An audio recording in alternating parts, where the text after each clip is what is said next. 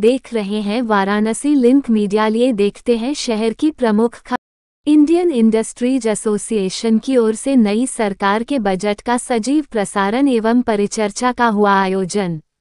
वाराणसी के सिगरा स्थित रुद्राक्ष convention centre में इंडियन इंडस्ट्रीज एसोसिएशन की ओर से नई सरकार के बजट का सजीव प्रसारण एवं परिचर्चा वित्त मंत्री भारत सरकार द्वारा पेश किए गए केंद्रीय बजट पर small industries association, Ramnagar industrial association, tourism welfare संगठन, व्यापार मंडल के प्रतिनिधि एवं मिर्जापुर, जौनपुर, आजमगढ़, भदोही, मऊ तथा काशी के प्रमुख उद्यमियों की सहभागिता रही। इस अवसर पर प्रधान आयुक्त जीएसटी से अपर आयुक्त, एसजीएसटी से अपर आयुक्त, पीएनबी से महाप्रबंधक, उत्कर्ष स्मॉल फाइनेंस के फाइनेंस हेड सहित बैंक के उच्च अधिकारी, चार्टर्ड अकाउंटेंट, प्रमुख अर्थशास्त्री, उद्यमी एवं व्यापारी बजट विश्लेषण पर चर्चा किए, जिसमें अजय कुमार सिंह महाप्रबंधक पंजाब नेशनल बैंक, सरिता सिंह उप महाप्रबंधक Punjab national bank, Manish Tandon zonal head HDFC Bank, Sushil Kumar Singh अपर आयुक्त जीएसटी ग्रेड 2, दिग्विजय नाथ सिंह अपर आयोग जीएसटी ग्रेड 1, डीके मिश्रा उपायुक्त सीजीएसटी, प्रियरंजन श्रीवास्तव अपर आयुक्त केंद्रीय वस्तु एवं सेवा कर, उमेश सिंह संयुक्त आयुक्त उद्योग वाराणसी, पुनीत महेश फाइनेंस हैंड, उत्कर्ष स्मॉल फाइनेंस बैंक आदि लोग मौजूद रहे। कार्यक्रम में स्वागत उद्बोधन आर.के. चौधरी, राष्ट्रीय उपाध्यक्ष इंडियन इंडस्ट्रीज एसोसिएशन। बजट के पश्चात उद्बोधन में सुशील कुमार सिंह अपर आयुक्त जीएसटी ग्रेड 2, दिग्विजय नाथ सिंह अपर आयोग जीएसटी ग्रेड 1, डीके मिश्रा उपायुक्त सीजीएसटी, प्रियरंजन श्रीवास्तव अपर आयोग केंद्रीय वस्तु एवं सेवा कर, उमेश सिंह संयुक्त आयुक्त उद्योग वाराणसी, अजय कुमार सिंह अपर महाप्रबंधक Punjab national bank, Manish Tandon zonal head HDFC bank, Puneet Maheshwari finance and Utkarsh small finance bank, Rajnikant Dwivedi, GD Dubey, Amit Kapoor, professor Mahatma Gandhi Kashi Vidyapith, Anoop Mishra professor DAV PG college, Rishabh Chand Jain, OP Badlani, Santosh ji Agarwal, CA Gaurav Khandelwal, Ritu Garg, Rajesh Bhatia, Deepak Bajaj, Prem Mishra, Anupam Dev, Rahul Mehta, Neeraj Pareek, Manish Kataria, Dayashankar Mishra, UR Singh, Umashankar Agarwal ने अपना अपना वक्तव्य दिया। आए हुए सभी लोगों का स्वागत अभिनंदन आर चौधरी, राष्ट्रीय उपाध्यक्ष इंडियन इंडस्ट्रीज एसोसिएशन ने किया।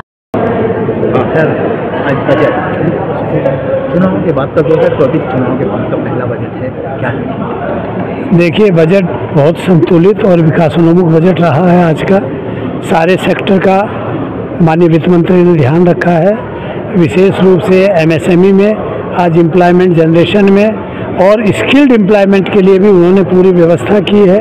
साथ में एग्रीकल्चर के लिए भी, चूँकि आज एग्रीकल्चर के बाद में अगर सबसे ज़्यादा एम्प्लॉयमेंट है तो वो एमएसएमई सेक्टर में है, जो देश की जीडीपी का 30% कंट्रीब्यूट करता है। साथ में 45% से अधिक रोजगार इसी क्षेत्र में है, तो इसके लिए इन्होंने कई स्कीम चलाई है और मिला जुला कर बजट संतुलित रहा। थोड़ा वेतनभोगी लोगों के लिए कष्टप्रद रहा, उन्होंने कैपिटल गेन में और में 10% से 12.5 कर दिया, तो थोड़ा उनको कष्ट जरूर रहा। बाकी इनकम टैक्स में भी कोई बहुत राहत की बात नहीं है, क्योंकि जो 15 लाख के ऊपर की जो इनकम है उसको उठा के एक साथ ही 30% स्लैब में ला दिया। तो मिला जुला कर आप ये कह सकते हैं कि बजट सो रहा। संतुष्ट। तो मेरा नाम ऋषभ चंद जैन है। क्या कहेंगे, किस तरह की बजट रही, कितना लाभकारी हो? बहुत उत्साहित तो नहीं कह सकते, हाँ संतुलित रहा।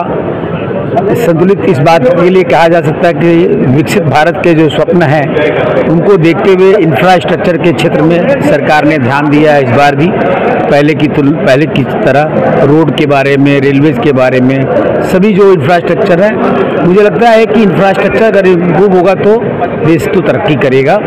और जहाँ तक उद्यमियों के लिए बहुत कुछ तो नहीं दिखाई दे रहा है, लेकिन हाँ पहले से बेहतर है। रियल इस्टेट में जहाँ तक होम अर्बन में कंस्ट्रक्शन की बात करेंगे, हालांकि 10.2 लाख करोड़ अर्बन हाउसिंग के लिए बात कही गई है, पूरे हाउसिंग सेक्टर के लिए, जिसमें शहर के लिए 2.4 लाख करोड़ की बात कर रहे हैं। मगर हमको लगता है कि होम लोन में छूट की बात होनी चाहिए थी और छूट का दायरा बढ़ना चाहिए था, इंटरेस्ट की भी सब्सिडी होनी चाहिए थी, छूट होनी चाहिए थी, ताकि लोग बहुत इंकरेज होते हैं। ओवरऑल देखा जाए तो मैं कह सकता हूँ कि संतुलित बजट है। कई विषय अपने क्षेत्र को ना ध्यान दें, एक ओवरऑल अगर दृष्टि रखी जाएगी तो ये एक अच्छा बजट है। गरीबों को काफ़ी राहत मिला है। गरीबों को राहत तो देखिए, जिस देश में विकास होगा, व्यापार बढ़ेगा, उद्योग बढ़ेगा, तो सभी लोग उसमें जुड़े हुए हैं। अगर कोई एक व्हीकल बनती है तो एक छोटे से नट का भी महत्व होता है। तो मेरा ये मानना है कि ये सबको लेकर के ही चलना पड़ेगा। उन्होंने ठेले वाले, रेहड़ी वालों के लिए भी बात की है, तो लगता है कि सभी, और किसानों की बहुत बड़ी बात की है उन्होंने, युवाओं के लिए बात किया है, स्किल की बात कही है। यह सब देखते हुए लगता है कि सभी प्रकार के जो विषय है उन सभी को उन्होंने टच किया है और उन सब पर कार्य कर रहे हैं। चल रहा है, कल थोड़ा हल्का चलेगा। तो जब एमएसएमई स्ट्रेस पे आती है तो कोई बैंक नहीं पूछता उसको, उसकी स्थिति दिन पर दिन खराब हो जाती है। गवर्नमेंट ने उसको भी इंडोर्स किया है। एमएसएमई को स्ट्रेस से बचाने के लिए बैंकों के लिए एक विशेष व्यवस्था की गई है। ये एक अच्छी चीज़ है। जमीन एक बहुत बड़ा मुद्दा है कि हम फैक्ट्री लगाएं तो लगाएं कहाँ, लैंड की बहुत बड़ी समस्या है। गवर्नमेंट ने इसको एड्रेस किया। 1000 शहरों के पास इंडस्ट्रियल पार्क बनाने की गवर्नमेंट की योजना है। बहुत बड़ी योजना है, बहुत शानदार योजना है। खूब इंडस्ट्री आएंगी, खूब रोजगार मिलेगा और गवर्नमेंट को भी अच्छा इससे रेवेन्यू प्राप्त होगा। एक और चीज़ है कि हम अपने बच्चों को फैक्ट्री इंडस्ट्री के लिए तैयार कैसे करें, उसके लिए गवर्नमेंट ने बहुत अच्छी चीज़ लगाई कि 500 बड़ी कंपनियों में एंटरप्रेन्योरशिप के लिए खोला है। हम अपने बच्चों को, अपने घर के बच्चों को, किसी भी को उस 500 बड़ी कंपनियों में 1 साल, 6 महीने, 2 साल का एक इंटर्नशिप कराएंगे। उसके बाद वो बच्चे जो प्रिपेयर होके आएंगे वो इंडस्ट्री के लिए, उद्यम के लिए पूरी तरह तैयार होंगे। धन्यवाद, थैंक यू। और मैं चार्टर्ड अकाउंटेंट हूँ और मैं बनारस से ही।